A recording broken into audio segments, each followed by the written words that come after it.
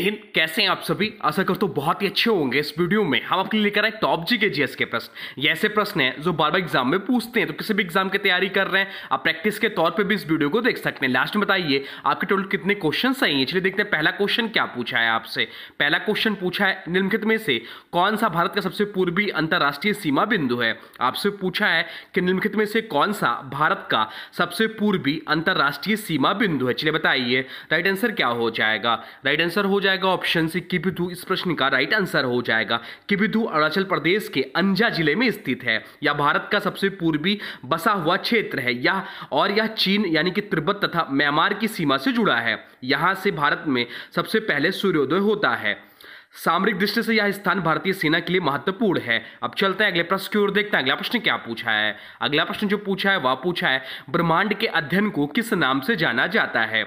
जो भी क्वेश्चन है PYQ क्वेश्चन हैं जो प्रीवियस ईयर पूछे गए हैं। बताइए इसका राइट आंसर क्या हो जाएगा। तो ब्रह्मांड के अध्ययन को जो कहते हैं वो कॉस्मोलॉजी कहते हैं और ऑप्शन इस प्रश्न का राइट आंसर हो जाएगा। कॉस्मोलॉजी वह विज्ञान की शाखा है जिसमें ब्रह्मांड की उत्पत्ति, संरचना, विकास और भविष्य का अध्ययन किया जाता है। इसमें big bang theory, Galaxy, dark matter, dark energy आदि का अध्ययन शामिल है। बाकी विकल्पों की बात करें तो एस्ट्रोलॉजी या ज्योतिष है, ग्रह नक्षत्रों की स्थिति और उनका मानव जीवन पर प्रभाव बताने की पद्धति है। सिस्मोलॉजी की बात करें तो भूकंप और भूकंपीय तरंगों का अध्ययन किया जाता है। और लिम्नोलॉजी में की बात करें तो झीलों, नदियों और अन्य मीठे पानी के निकायों का अध्ययन किया जाता है इसमें।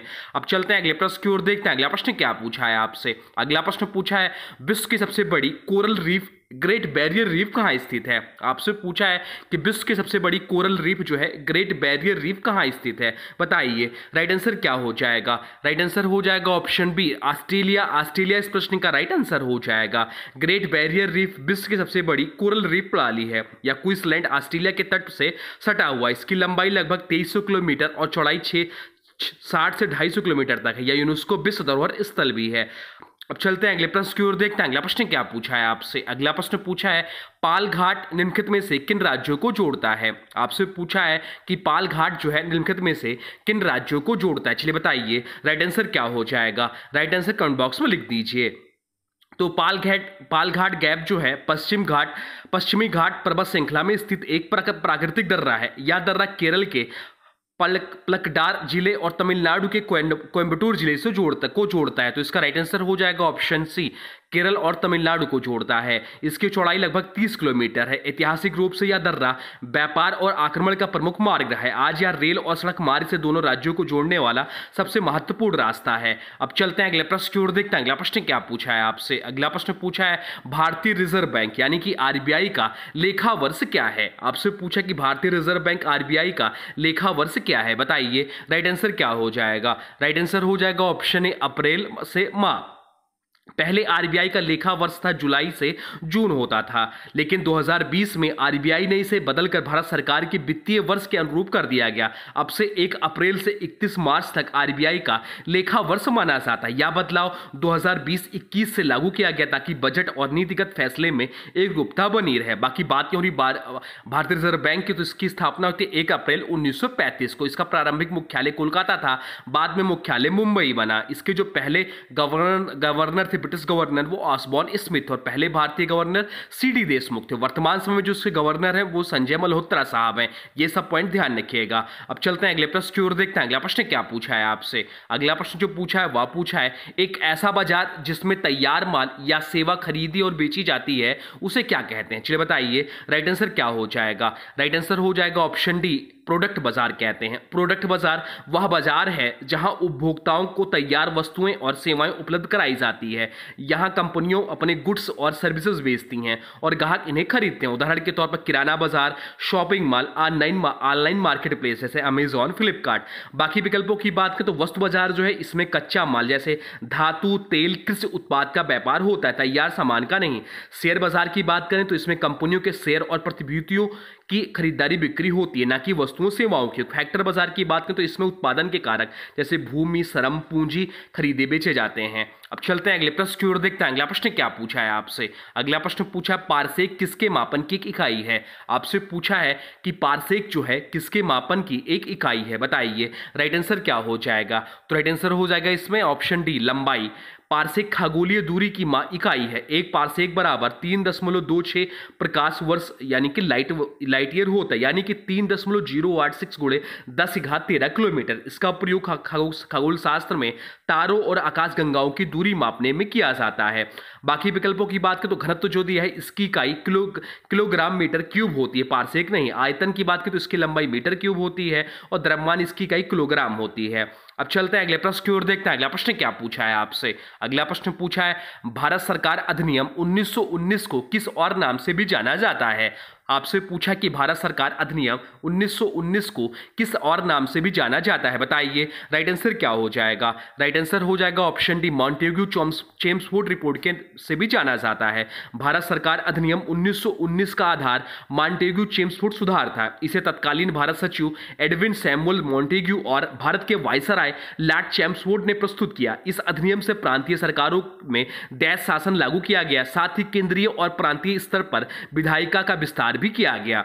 अब चलते हैं अगले प्रश्न की ओर, देखते हैं अगला प्रश्न क्या पूछा है आपसे। अगला प्रश्न पूछा है भारतीय नागरिकता किसके द्वारा दी जाती है। आपसे पूछा है कि भारतीय नागरिकता जो है किसके द्वारा दी जाती है, चलिए बताइए। राइट आंसर क्या हो जाएगा? राइट आंसर हो जाएगा ऑप्शन सी, गृह मंत्रालय द्वारा। ऑप्शन सी इस प्रश्न का राइट आंसर हो जाएगा।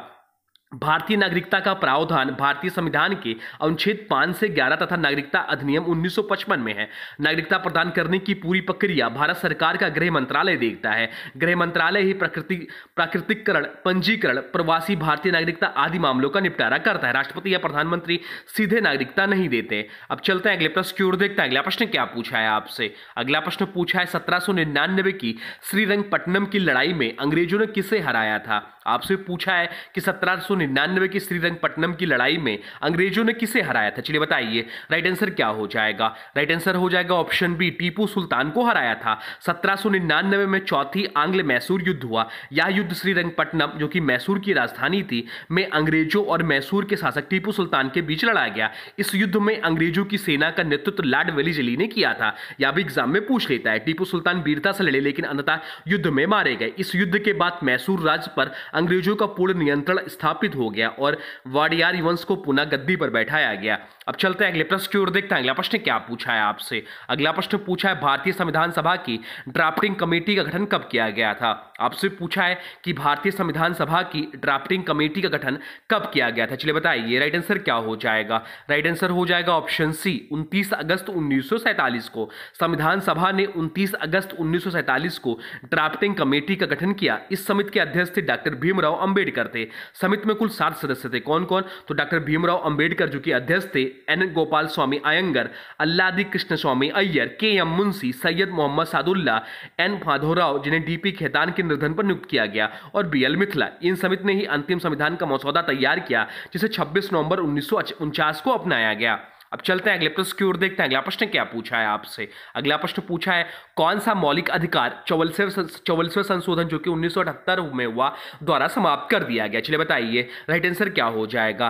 राइट आंसर हो जाएगा ऑप्शन बी, संपत्ति का अधिकार। 44वें संविधान संशोधन अधिनियम 1978 द्वारा संपत्ति का अधिकार को मौलिक अधिकारों की सूची से हटा दिया गया। इसे एक वैधानिक अधिकार के रूप में अनुच्छेद 300A के अंतर्गत रखा गया। अब किसी व्यक्ति की संपत्ति केवल कानून द्वारा निर्धारित प्रक्रिया के अनुसार ही अधिग्रहित किया जा सकता है। मौलिक अधिकारों की संख्या पहले 7 थी लेकिन अब यह घटकर 6 हो गई।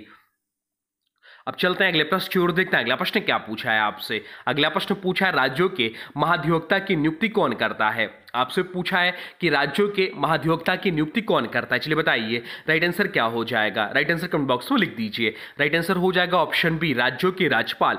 भारतीय संविधान के अनुच्छेद 165 में राज्यों के महाधिवक्ता का प्रावधान है। राज्यों का महाधिवक्ता वही व्यक्ति हो सकता है जो हाई कोर्ट के न्यायाधीश बनने के योग्य हो। महाधिवक्ता की नियुक्ति राज्यपाल द्वारा की जाती है।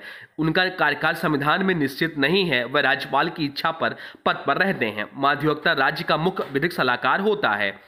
अब चलते हैं अगले प्रश्न की ओर, देखते हैं अगला प्रश्न क्या पूछा है आपसे। अगला प्रश्न पूछा है बोमडिला दर्रा किस राज्य में स्थित है। आपसे पूछा है कि बोमडिला दर्रा जो है किस राज्य में स्थित है, बताइए। राइट आंसर क्या हो जाएगा? राइट आंसर हो जाएगा ऑप्शन डी, अरुणाचल प्रदेश। अरुणाचल प्रदेश इस प्रश्न का राइट आंसर हो जाएगा। बोमडिला दर्रा अरुणाचल प्रदेश राज्य में स्थित है। यह दर्रा हिमालय की पूर्वी श्रेणी में आता है और भारत चीन सीमा के नजदीक है। बोमडिला बोमडिला दर्रा अपने मठों और प्राकृतिक सौंदर्य के लिए भी प्रसिद्ध है। अन्य विकल्पों की बात करें तो हिमाचल प्रदेश में यहाँ रोहतांग दर्रा, बारालाचा दर्रा, सिपकिला दर्रा आदि दर्रे मिलते हैं। बोमडिला दर्रा जो है यह आपका अरुणाचल प्रदेश में। नागालैंड की बात करें तो यहाँ पहाड़ी क्षेत्र है, लेकिन यहाँ बोमडिला जैसा हिमालय दर्रा नहीं है। सिक्किम में की बात करें तो यहाँ नाथुला दर्रा और जैलेला दर्रे प्रसिद्ध है। अब चलते हैं अगले प्रश्न की ओर, देखते हैं अगला प्रश्न क्या पूछा है आपसे। अगला प्रश्न पूछा है भारतीय रिजर्व बैंक वाणिज्यिक बैंकों को जिस पर अल्पकालिक ऋण देता है उसे क्या कहते हैं? चलिए बताइए, राइट आंसर क्या हो जाएगा?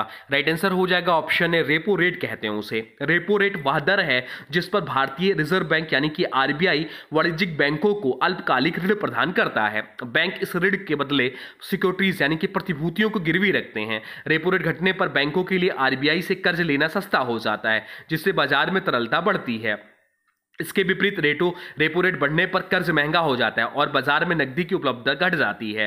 रिवर्स रेपो रेट क्या है? तो वह दर है जिस पर आरबीआई बैंकों से पैसा उधार लेता है। बैंक दर की बात करें तो यह वह दर है जिस पर आरबीआई वाणिज्यिक बैंकों को दीर्घकालिक ऋण देता है। नगद आरक्षित दर की बात करें तो यह बैंकों की जमाओं का वह प्रतिशत है जिसमें आरबीआई के पास नगद के रूप में जमा रखना होता है। अब चलते हैं अगले प्रश्न की ओर, देखते हैं अगला प्रश्न क्या पूछा है आपसे। अगला प्रश्न पूछा है पौधों की कोशिका भित्ति किससे बनी होती है? आपसे पूछा कि पौधों की कोशिका भित्ति किससे बनी होती है? चलिए बताइए, राइट आंसर क्या हो जाएगा? राइट आंसर हो जाएगा ऑप्शन सी, सेलुलोज से बनी होती है कोशिका भित्ति। पौधों की कोशिका भित्ति सेलुलोज से बनी होती है, जो एक जटिल कार्बोहाइड्रेट है। यह पौधों को कठोरता और संरचना प्रदान करती है। इसके अलावा कोशिका भित्ति में हेमिसेलुलोज, पैक्टिन और प्रोटीन भी पाए जाते हैं, लेकिन मुख्य घटक सेलुलोज ही है। अब चलते हैं अगले प्रश्न की ओर, देखते हैं अगला प्रश्न क्या पूछा है आपसे। अगला प्रश्न पूछा है नई शिक्षा नीति को लागू करने वाला पहला राज्य कौन सा है?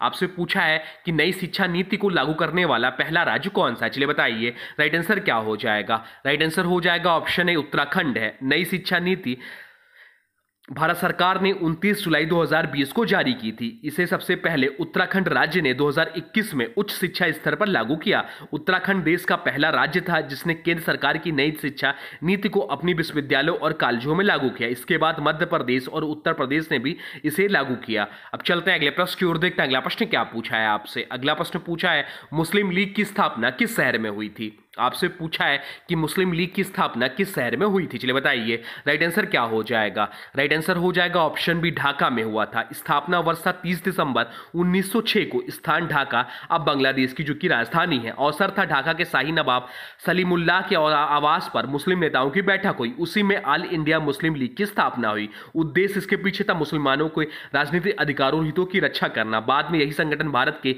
विभाजन और पाकिस्तान निर्माण की प्रमुख शक्ति बना। अब चलते हैं अगले प्रश्न की ओर, देखते हैं अगला प्रश्न क्या पूछा है आपसे। अगला प्रश्न पूछा है मुस्लिम लीग के 1943 के कराची अधिवेशन में कौन सा नारा दिया गया? चलिए बताइए, राइट आंसर क्या हो जाएगा? राइट आंसर हो जाएगा ऑप्शन सी, बांटो और छोड़ो नारा दिया गया। 1943 में कराची अधिवेशन के दौरान मुस्लिम लीग ने बांटो और छोड़ो का नारा दिया। इस नारे का मुख्य उद्देश्य था कि ब्रिटिश भारत को भी हिंदू और मुसलमानों के बीच विभाजित करके जल्द से जल्द अंग्रेज भारत छोड़ दें। यह नारा सीधे तौर पर मुस्लिम लीग की पाकिस्तान की मांग से जुड़ा था। बाकी विकल्पों की बात करें तो जय जवान जय किसान, यह नारा लाल बहादुर शास्त्री ने 1965 में दिया था। बांटो और राज करो यह ब्रिटिश साम्राज्य की नीति थी, मुस्लिम लीग का नारा नहीं। करो या मरो यह नारा महात्मा गांधी ने 1942 के भारत छोड़ो आंदोलन में दिया था। अब चलते हैं अगले प्रश्न की ओर, देखते हैं अगला प्रश्न क्या पूछा है आपसे। अगला प्रश्न पूछा है निम्न में से कौन सा देश सार्क का सदस्य नहीं है? आपसे पूछा है कि निम्न में से कौन सा देश सार्क का सदस्य नहीं है? चलिए बताइए, राइट आंसर क्या हो जाएगा? राइट आंसर कमेंट बॉक्स में लिख दीजिए। तो सार्क जिसका फुल फॉर्म होता है south Asian association for regional corporation, क्षेत्रीय सहयोग दक्षिणी एशियाई संघ। इसकी स्थापना जो हुई थी वह हुई थी 8 दिसंबर 1985 को ढाका में। इसका हेडक्वार्टर जो है काठमांडू नेपाल में था। इसके पीछे जो उद्देश्य था वो था दक्षिण एशिया में आपसी सहयोग से शांति और प्रगति हासिल करना। वर्तमान में जो इसके सदस्य देश हैं वो है मालदीव, पाकिस्तान, बांग्लादेश, इंडिया, भूटान, नेपाल, श्रीलंका और अफगानिस्तान। परंतु ऑप्शन में जो म्यांमार दिया हुआ है या नहीं है, तो ऑप्शन सी इस प्रश्न का राइट आंसर हो जाएगा। बाकी सभी विकल्प जो है सार्क के सदस्य हैं, परंतु म्यांमार देश जो है वो अभी तक सार्क का सदस्य नहीं है। तो ये रहे आपके टॉप जी के जीएस के प्रश्न जो आपके आने वाले एग्जाम के लिए बहुत ही महत्वपूर्ण है। आप चाहे किसी भी एग्जाम की तैयारी कर रहे हैं या क्वेश्चन आपसे पूछ सकता है। अब आज के वीडियो से प्रश्न है, इसका राइट आंसर आप लोगों को कमेंट बॉक्स में बताना है। आज के वीडियो से प्रश्न है ब्रह्मांड के अध्ययन को किस किस नाम से जाना जाता है? आपसे पूछा है कि ब्रह्मांड के अध्ययन को किस नाम से जाना जाता है। इसका जो भी राइट आंसर होगा कमेंट बॉक्स में जरूर बताइए। और हाँ, देखिए अभी तक आपने वीडियो को लाइक नहीं किया है तो प्लीज वीडियो को लाइक कर दीजिए और चैनल पर नए चैनल को सब्सक्राइब भी कर लीजिए। तो चलिए मिलते हैं एक नए वीडियो में, तब तक के लिए thanks for watching railway exam target channel को।